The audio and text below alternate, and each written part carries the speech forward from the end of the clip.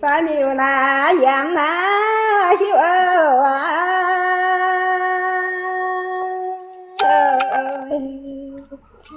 con pè liu ná tiền to tiền lộ chỉ thiếu lá trường phung phương đi vào có hai chuyện lại có bè đứa mèo mà chế bừa bừa phong xài dù có bè bè phao tôi máu nhận chí tao tá phao mèo kiên đun liều cho nên gia nhận đâu toàn có còn em cha bé miêu chia ngõ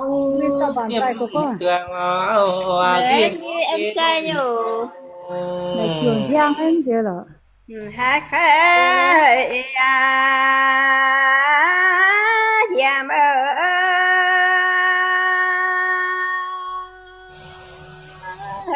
hiện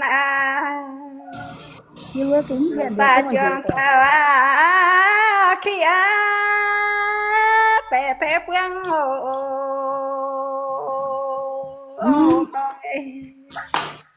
chẳng sẽ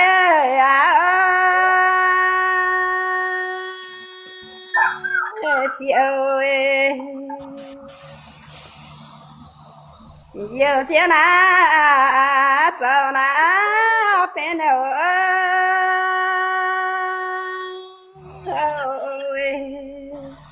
mơ tòng á phèo na tiếc dễ buồn hương ấy mày đang phi ơi bè bè nhớ bè bè nó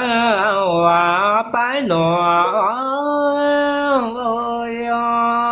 ôi tôi giảm tua khí nọ khí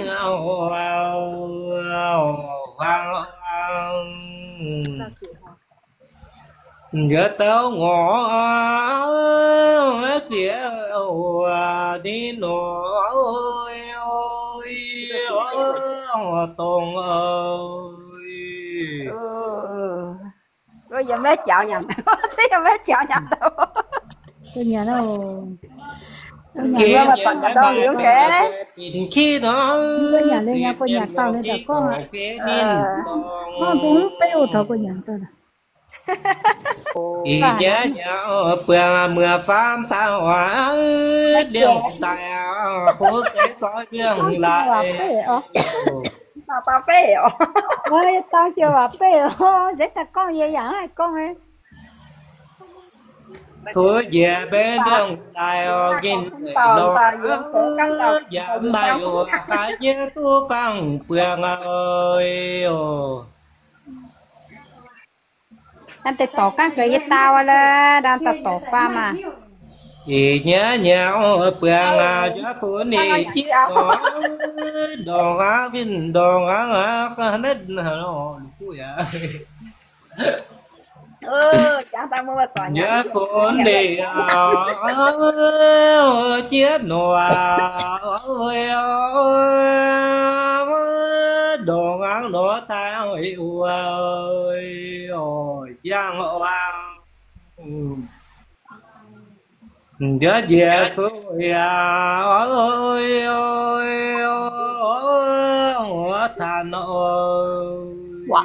quá đi đi đi đi đi nhà giàu luôn bữa pha mơ ôi pha có nhà nào nè giàu bê pha ơi bài pin bé pa ơi tôi dưới kín khí rất to can đi ngô cái gì ha lột vô nào lột có quen giang ơi quen giang phải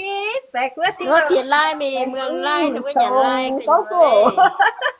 còn so đấy giảm giảm ơi giảm ơi bác sĩ có liền chủ bữa nồi già nhớ phan cá mò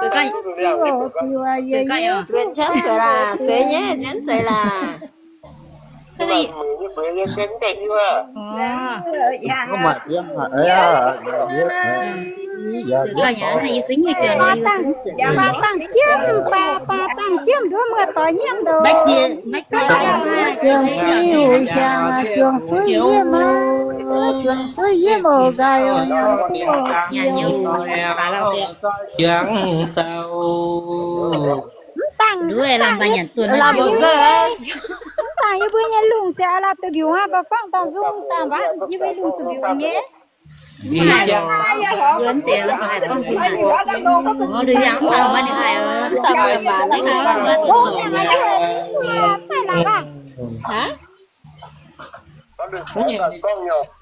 nhiều này tụi hô thế lo giả nhịp tiền hà Ủa nè, hỏi gì bán ăn đây à? Mỗi tụi hôi à?